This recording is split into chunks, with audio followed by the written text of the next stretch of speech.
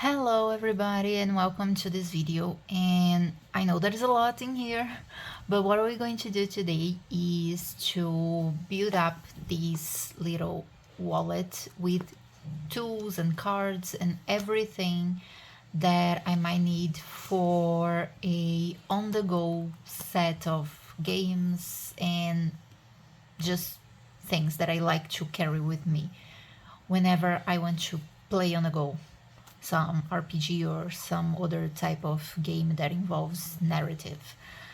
So that's what we're going to do today. And I like to carry this little wallet. To be honest with you, I don't even remember how many slots I have in here. So 1, 2, 3, 4, 5, 6, 7, 8. 8 slots plus these little pockets on either side of this wallet. Okay, so that's what we're going to do today. And I have here my pocket mod collection. I have some cards that we're going to put in there. I have my business cards games because I'm thinking about put some of those in here as well. And this wallet I usually carry with this little box in here, which there is a video about it already on the channel, so you can go check it out. And inside of here I have like the dice, the miniatures, a little dry erase markers, some magnets, and I explain everything on that video. So I'm going to put this one to the side and we are going to focus on this wallet here. Before we start building things, let me show you all the resources that I have available to use. Okay, let's start with these cards in here because they were actually the first thing that I ever created and like selected for me to have in hand whenever I want to play something, be it on the go or even at my own desk here. This is a collection. Let me see if I can lay out everything or almost everything here so you guys can see what I'm talking about. I'm going to try more or less to keep a order going, but there's not really a order for things in here. Okay, I'm going to put this one vertically like that. And I'm sorry for the glaring. Whenever I'm talking about something, I'm going to bring it to the camera so you can see better. But for now, that's what's going to be because I need lighting. These are the cards that I carry. I did make more than those. Maybe in another video I can show the other ones, but I don't use them as often. And to be honest with you, I haven't used them for a long time and I don't really know where they are. But maybe another time I can show you the file so you can see what other cards I did make and I did use in the past.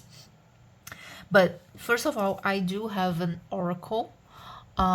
Yes or no basic oracle with some like nuances to that, some ands and buts, and a modifier table for like the probability of something happening or not happening.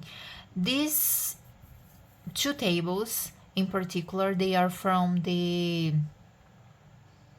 Adventures Guide, the Solo Adventures Guide by Paul Bindler, that is available on Drive-Thru RPG, and I'm going to do my best to link everything down below so you can go check the links.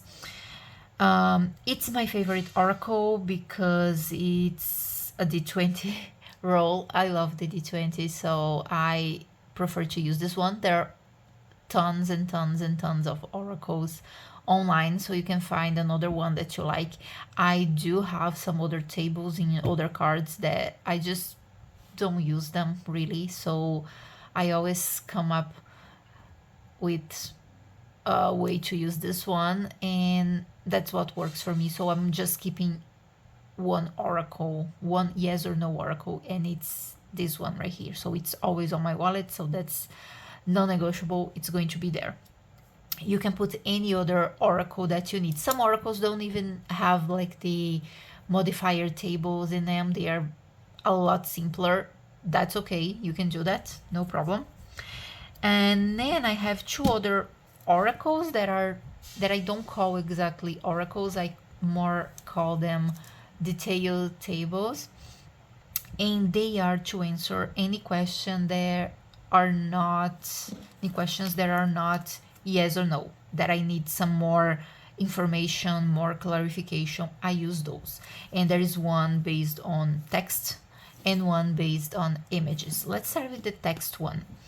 This one, it was, if I'm not mistaken, it was not from a RPG game. It was actually from a narrative tool, like a series of tables for creating stories, for writing.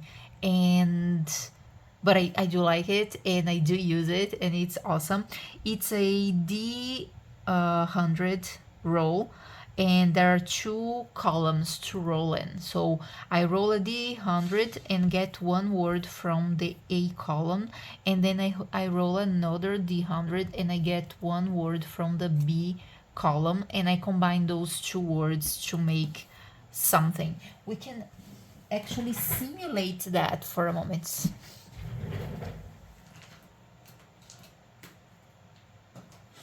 Okay, so I got my D100 here.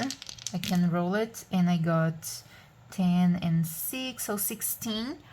For A, 16 is regain. And for B, we would have 80 and 5, 85. For B, we would have melody. Regain melody. So I would combine those two words depending on the context of the adventure and make up something. So that's how I use this one. And all of these cards, they are into top loaders because I have a ton of these things in boxes in my room, and I just decided to give them a little bit more protection, so that's why I put them here. And these bags, I just created it because I didn't want to leave it blank, so I just called it the Solo Fantasy deck. So let me know if you want those cards. I can make them available maybe. So this is the words based oracle, and then there's the images based oracle, which is basically the same thing, but instead of rolling for text, for words, I roll for images, for icons really here. And it's 2d12 table, so I roll 1d12 for the horizontal and 1d12 for the vertical. And there it is. I have a d12 here on the other table.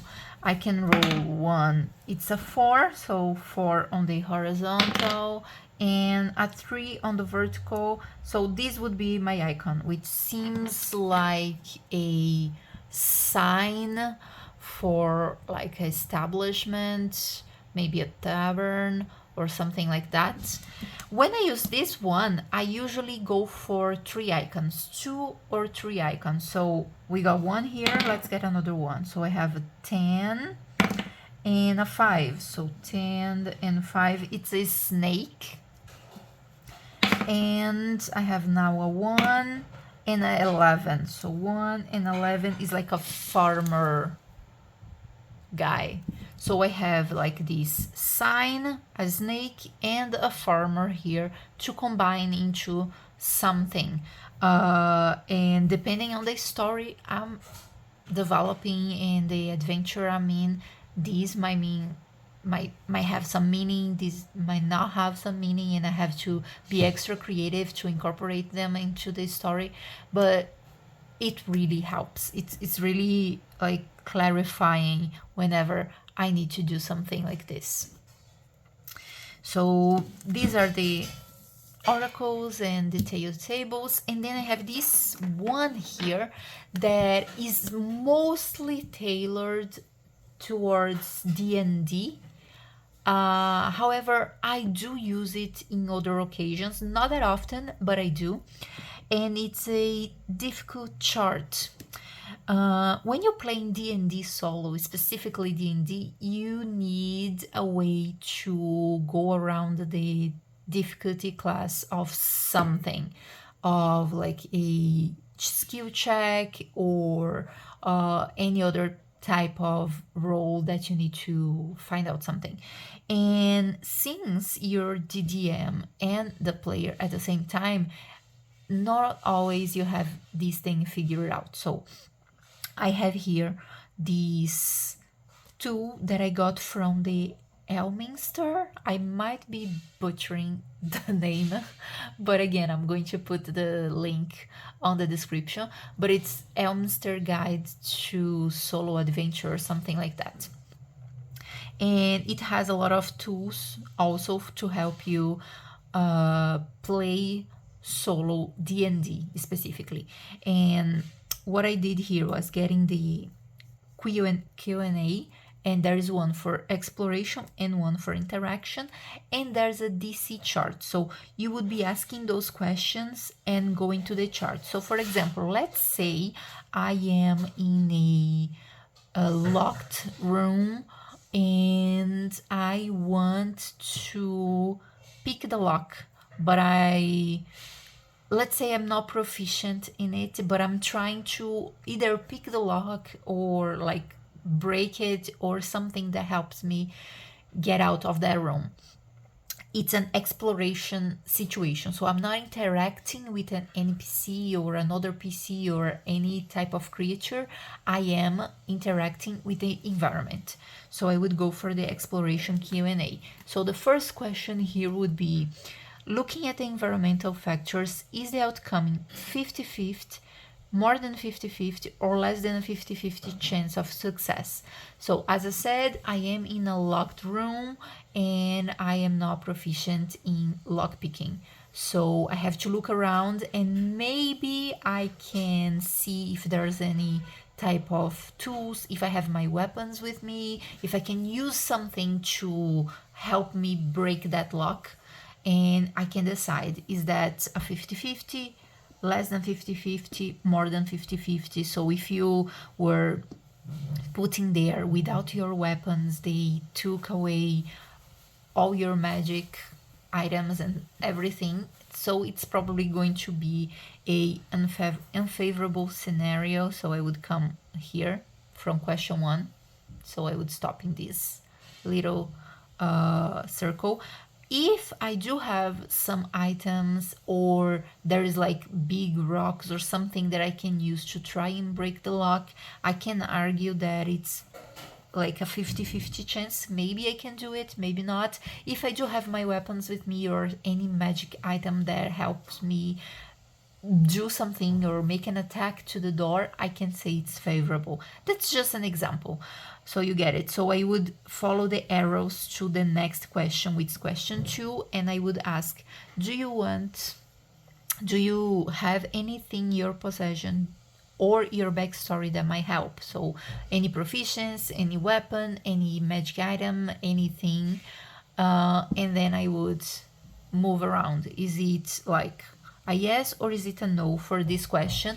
And I didn't put the exact same chart. I redesigned it and I put blue arrows for yes and red arrows for no. So that's how I go around following these arrows, and by the end I get to a DC for that specific thing that I'm trying to do.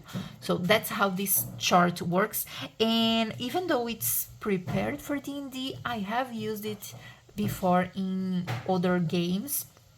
We have sometimes to make some adaptations, but yeah, it works. And there's another thing here that you can add or subtract 1 to the DC for every minor factor that you see around that might help you or not, and +2 and -2 for every major factor that might help you or not. So for example, if you are with someone else, that person might have things that may help you, so that's a favorable factor.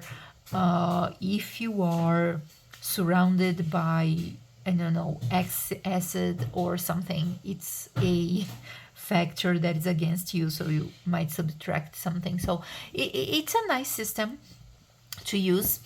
And the last thing I wanted to point out in this card is this dice column here. So this is the like standard DC table that is on the D&D books, and I added this one here following like a dice order, D4, D6, D8, D10, D12, and D20, for generating a number.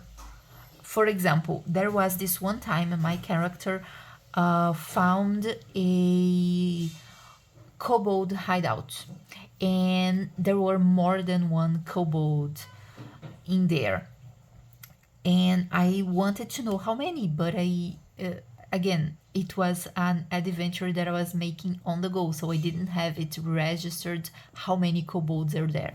So I found a DC for the situation, and it was like a moderate DC.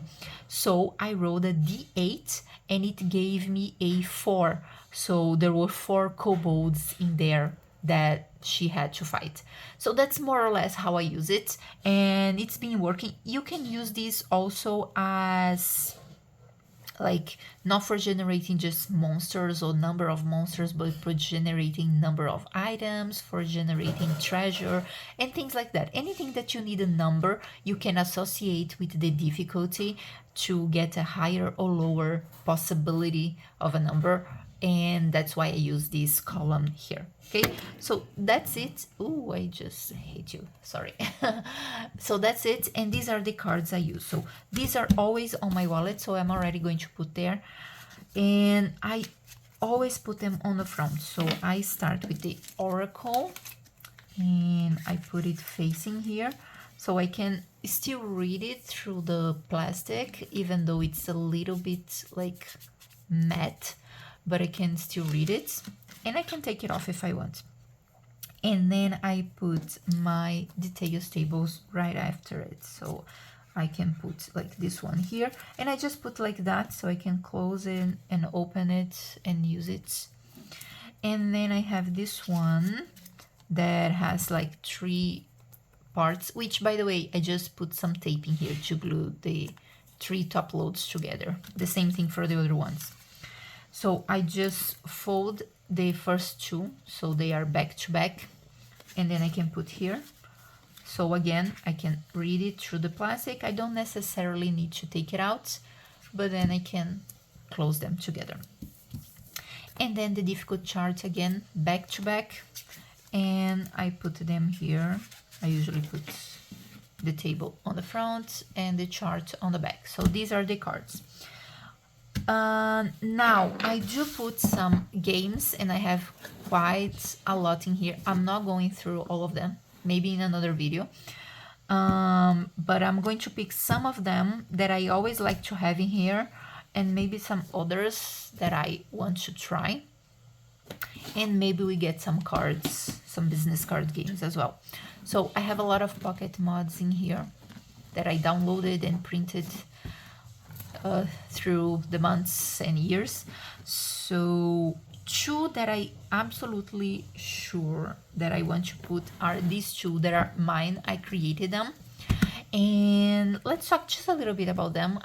It's not available to download yet, but I'm going to make them available, so just wait a moment. But I have this Pocket Heroes one that is like a combination of a bunch of tools and mechanics that I like from different games, D&D and other RPGs that I played. I just collected them here and made them into a full game all by itself. So that's what it is. And I even have my oracles already in here, so I can just carry this one if I want just one thing, and I'm set. So this one is always here, so I'm going to put it there. And this Witch Manor is a game that I made inspired by this one, The Delve, which is a drawing solo RPG game. I like the way it played, but I want something different, so I made my own. and I created my own tables. And the idea is that you are a witch that received a mansion as inheritance, and you have to go into that mansion. It's a magic mansion, and you have to find out what is in every room of the mansion, like tame the creatures and the monsters so they are acquainted to you. And it's a little bit of a cozy thing that I like to do. And I even have an example of the first map I created by playing it here. So I also like to have it here, so I'm going to put it there. Okay, so these two by themselves are already great for me. They are everything I need to have fun playing. But since I have a lot of other games, I maybe want something shorter, because these ones can take time. To be honest with you, they can take time. So what are shorter things that I like? I like the Dungeon Hero. It's super short, it's super easy, and it's fun. And according to the rules, it takes like 15 to 20 minutes. For me, it usually takes more, like 30 minutes, 40 minutes maybe, because I just like to elaborate on the narrative. But you can absolutely play it faster. And I have the core rules, and I have a bunch of adventures. I am going to use this specific one. That is the one I created, but there are a lot more available online for you to download. This is just one that I created myself, and I kind of played a little bit of it, but I didn't play fully until the end, so I want to do that. So I'm going to put it here. I'm going to put them back to back so I can see what I have. And this one is great because I can only carry like those two things, and I have rules and adventure all together in here. Just so that you can see, there are a lot of adventures available. These are just the standard adventures. I know that some people created adventures for it, just like I created mine, so you can find a lot of things online, and you are all set to play a lot of games. Another thing that I want here is my cozy cat distribution system, which is also a game I created, and it's available on itch.io. All the links are going to be below, and it's a game about being found by a cat and taking care of this cat so that it wants to stay with you. That's the goal of the game. It's pretty cozy, it's pretty fun. I like it, so I'm going to put it here. Sometimes I play it. And I have one more sleeve. I was thinking about putting the Pocket Fantasy, which is like, again, a full RPG system in just a little book, but I think I want something different. I like this one, Bubbling, that you are like a little bee and you are like learning things and exploring the world. I think I'm going to put this one right now. Before this video, I had this game here, which is like you're fixing a device and you have like these two cards. I use dry erase marker on them, that's why they're laminated, and you have the rules inside here. This one was not a pocket mod, but I printed them small enough to make it into a pocket mod. I don't mind the small font, but I wanted it to be together with the two cards that you actually use to play the game. The name of this one, I always forget, it's Micromend. So you have to fix this little device here in space. I think you are in space. And then you have like the spaces that you have to fill in order to fix everything. So that's how this game works. But I'm going to take it out right now and put something cozier, because I've been in this mindset lately. So I can either put this one, or I can put this one here that's called Mountain Hike, that you like hike through a mountain and explore the wildlife there. So this is also a good one. I could put both of them actually, but I think it's too many cozy games together, or maybe not sure. Let's put both. And if I notice that I'm not playing or not having time to play both, I can take one out and put something else. And I think that's it. We have enough things in here and we ran out of space, but I want to put some of my cards, which I made a live talking about these on TikTok and I posted it in the channel, but I'm going to probably make a full video about them at some point. Okay, so what do I want to do? I really like this one that gives me more character to monsters, so I can see what the monster is doing, what it feeds on, what its bane, and what's the twist on the monster on the story or something like that. So I really like this one, but I'm not sure. No, I'm not going to put this one, not now. Can always come back.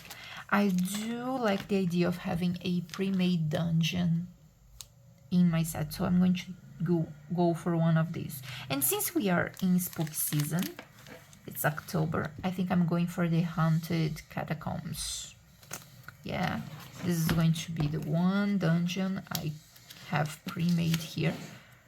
And I do have other tools inside of my Pocket Heroes to create dungeons on the fly, but having one pre-made can be very useful. Do I put something else? I'm not sure. I have some cute ones in here.